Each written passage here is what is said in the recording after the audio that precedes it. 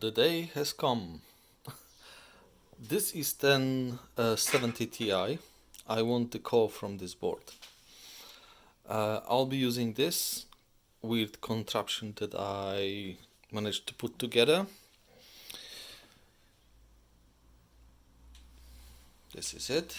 I'll be using the holder from there, and we'll be using thermometer and the thermometer that is built into this. So though we have our probe, we will have these legs that I will mount around the card. So lift it up so no components are directly touching the plate. And the idea is to check if this will work, if we can lift the core in a healthy way. If I can reach over 200 degrees on this side of the board near the GPU core, that will be ideal, and I suspect this will be possible with this heat plate, but let's see. I'm going blind because it's all pretty much new to me, and I'll be using a Chinesium Amtech Flux, which is a very bad, well, it's not bad, that's the point. It's a knockoff, but I think it's a knockoff that may be better than the original, from what I heard from people about Amtech. So yeah, let's just go and try and do it and hope the core will survive. I don't care about the PCB in this case, just so you know. The PCB is unstable due to it has been very corroded. I've cleaned it up a couple of times. I was using this card for a couple of weeks and it just fails. One thing, then another thing fails on it. So yeah, this PCB will never be good enough for long-term use anymore. So now I'll start the heating plate, and my plan is I will set the plate temperature to 200 degrees, and that will be not enough for the core lift at all. If the plate will be 200, we will see like probably 140 on here or something like that, but I do want to do it, and I'll be keeping it for a while like that. I want the heat to be evenly spread across the PCB first, then I will try to find a point where my PCB reaches the proper temperature, so over 200 degrees, preferably 210 to 220, I think. Like right here, I'll be placing the my sensor, and then we start with the top heat. And for the extraction, I have this. So this is battery powered sucking device.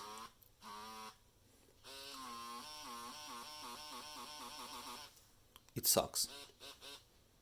Well, it does suck, but I think it sucks. It's like there's not much. Well, it's probably fine. You know, we are learning here. This is what I'm using.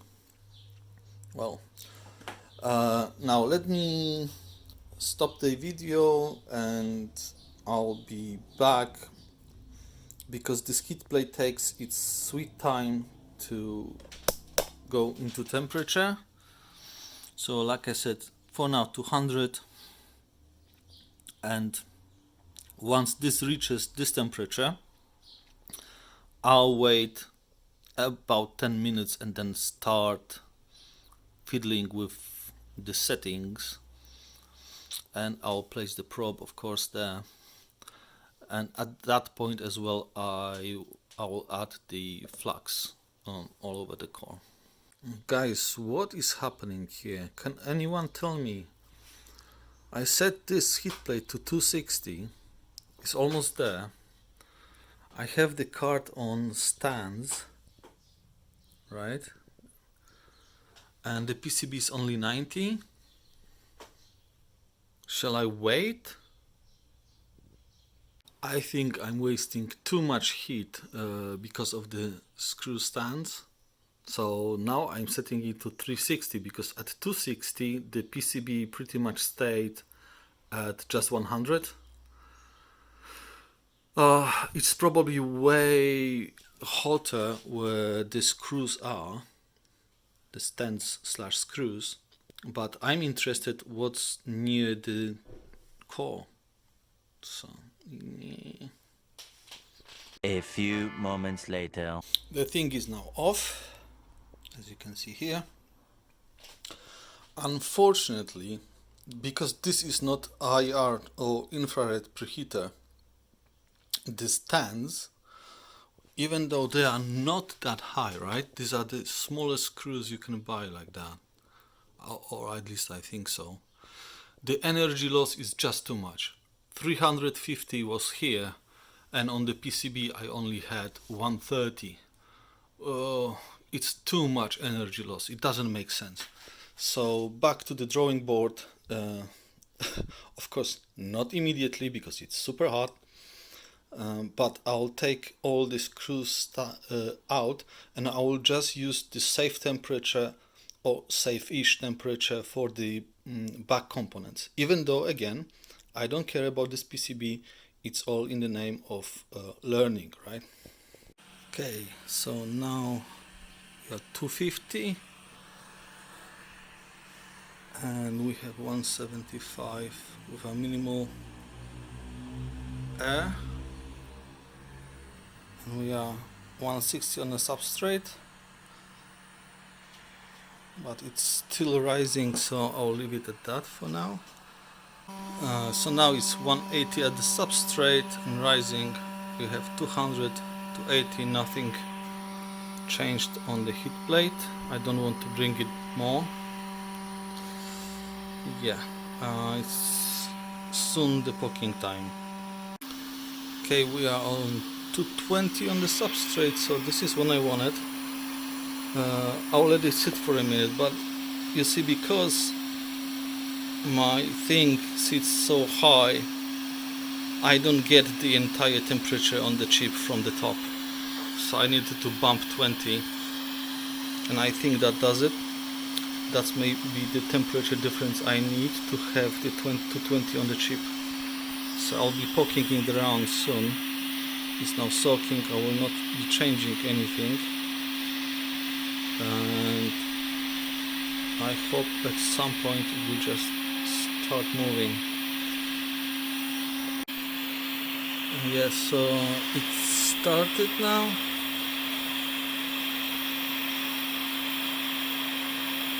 It's definitely moving. So I don't know how can I film that extraction to be successful.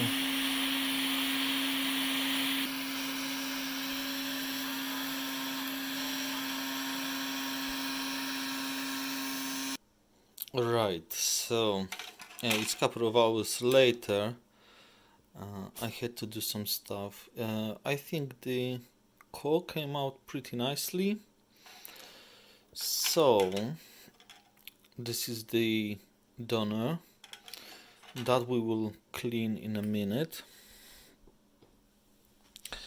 And now we need to take the other core from the card. I didn't even check if I took the core already or not. Probably not. But we need, if not, we will need to take another core out.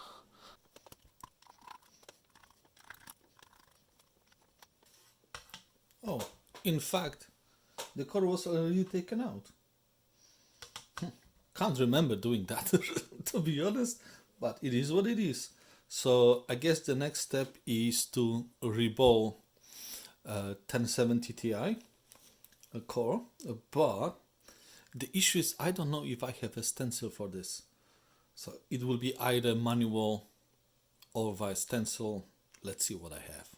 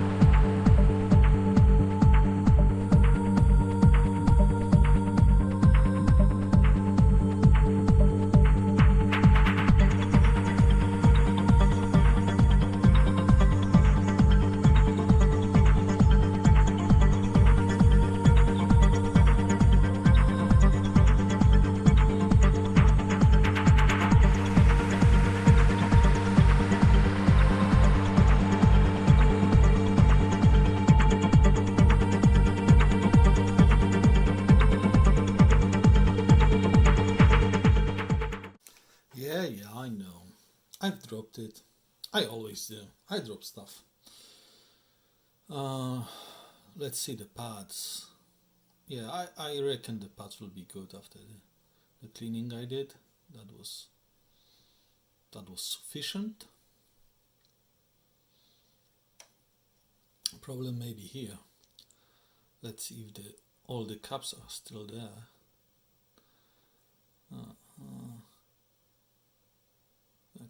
There are two things missing? Oh Jesus Christ, I need to check that. The glued substrate, still good color. The chip itself, yeah, it's also fine. I can't see any damage. There is a discoloration, but I think this is just that. This is a flux, with a flux there. So yeah, I think we are ready for the reball. I hope I have a stencil. I do hope, because otherwise I'll be here all night. Well, seems I have this, which is GP104400A1, which I think is 1070. And 1070 Ti is exactly the same. 1070 Ti is GP104300A1. At least I think the first version of it was 104300. But I'll reckon it will work with this. So I may be in luck. That's the setup I have. This we will be using to melt the balls onto the chip. This is very cool. I'll show you. That's a chip. That's the stencil ready. Not cleaned yet. We will be using these. These are 6337 leaded solder balls, 0.45 millimeter. So, and yeah, two types of flux. This Antec, which is an eye knockoff, to put the solder balls first, and if something goes wrong, if I need more flux, I will be adding Kingbo, this one, RMA 218. But I think that's it for today. I'll just keep it there for safety, you know, because it's late. So yeah, I'll see you tomorrow, first thing in the morning. So it's not the morning, of course it's not. It's more like an evening. But today was a good day. It was a very nice weather. and there was like a, it's called Seafront Sunday. So we have a harbor, and there was a lot of food and a lot of good drinks and stuff like that. So couldn't waste the opportunity. So here I am, next evening. Where do we start? We start with this Antec flax, which is totally not Antec flax. It's some Chinesium flax, which, this is fine.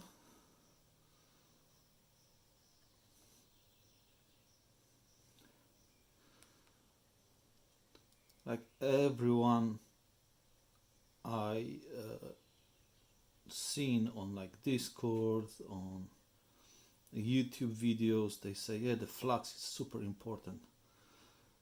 So you want to make sure you have a nice flax, good quality flax for this kind of job. So that's why I don't. I have what I have. That may not be enough, but I'll call it enough. Now, the thing, right? And I have the problem. I don't really know how tall or the gap should be between the chip and the stencil. No idea. And these are ballsies. What's left of them. Let's way too much. It doesn't matter, right? I can reuse them. Maybe, probably I will never do.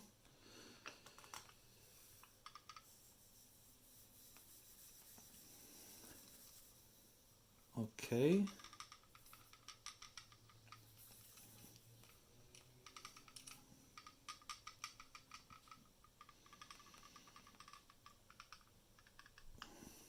Plonk, plonk. Oh, there's way too much solder balls. Panic ensued. What now? Oh.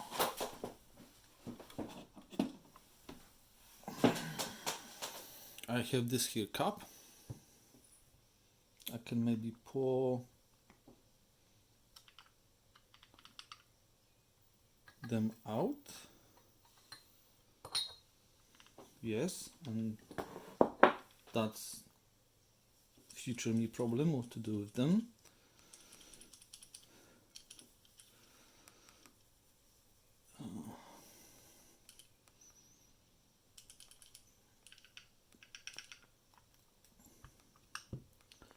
That doesn't look great.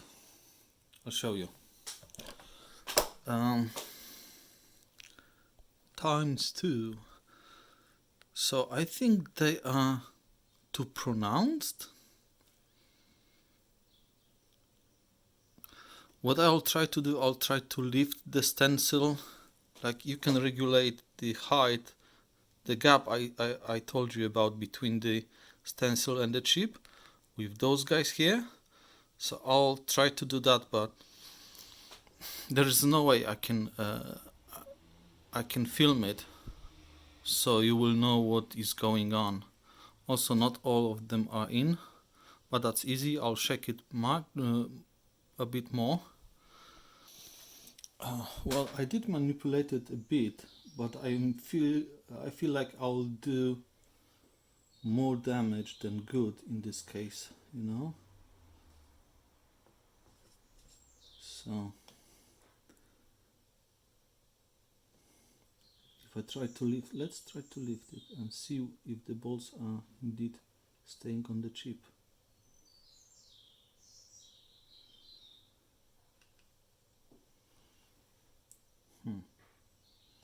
I don't think all of them did. But it looks good. See?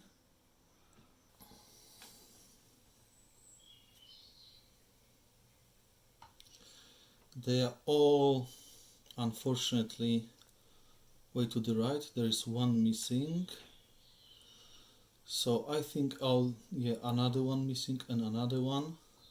But it's not the end of the world. I think I can manually make it better, you know. Especially things like this. I can handle. I'll just use my pliers / tweezers.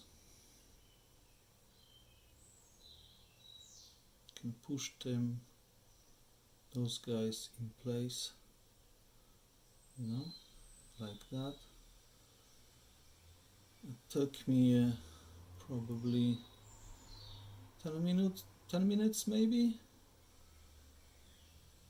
So I got it as best I could in a span of, I don't know, 10 minutes, 15 minutes.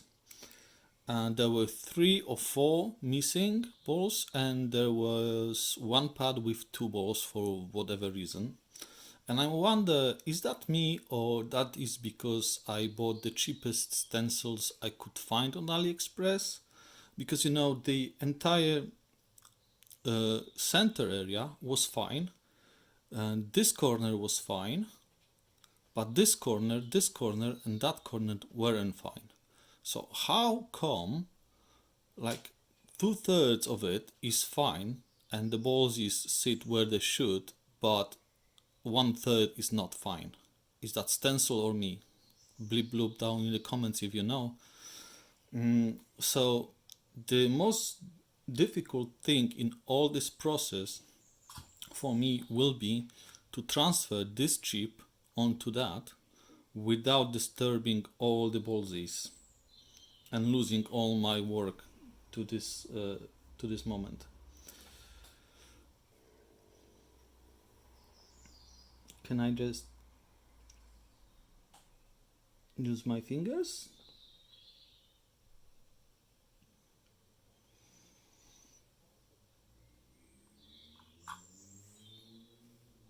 No ballsies on my fingers, which is good.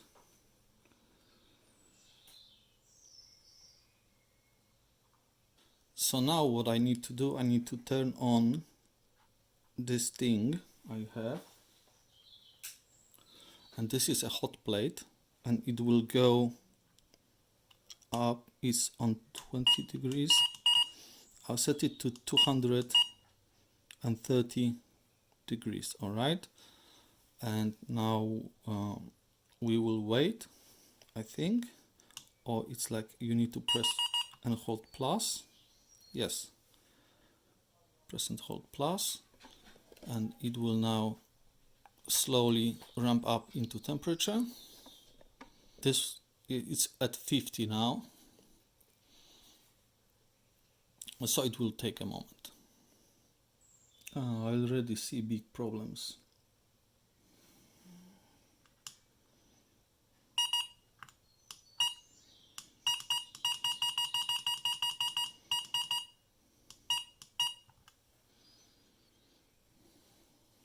I show you where the problem is. So they started merging. Like, look, you can, like, once they merged, it's really not that easy to get them unmerged. So I think the flux is just shit, or it was too much of it. I don't know, but that's not what I wanted. So yeah, I think too much flux, huh? So let's go again. Okay, so for next attempt, I will only add flux, so the chip will be sticky, but not more than that, just to be sticky. I don't want to see any flux on the chip, okay? So it will be more how I feel about the entire thing, not what I can see. The gaps between the pads on the chip are so tiny in some places, any amount of flux will make them stick together, I think. So yeah, no flux, almost no flux. Okay, the attempt number 2. There is less flux now.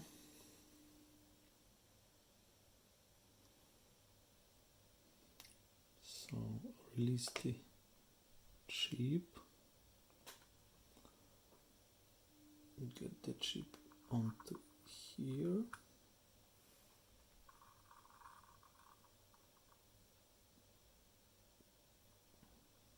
I think that's good. Let's see now. Turning the machine on and see if we get the same unfortunate event.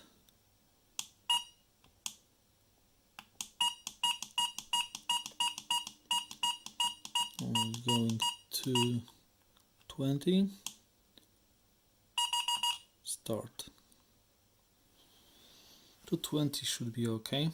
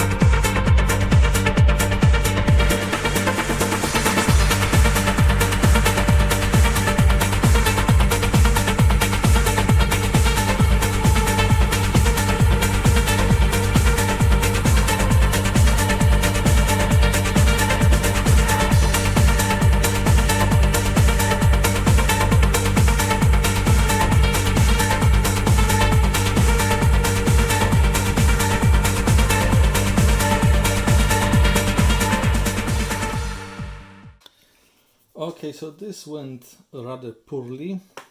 I've made a mistake, but yeah, I thought the solder balls should be already done and soldered.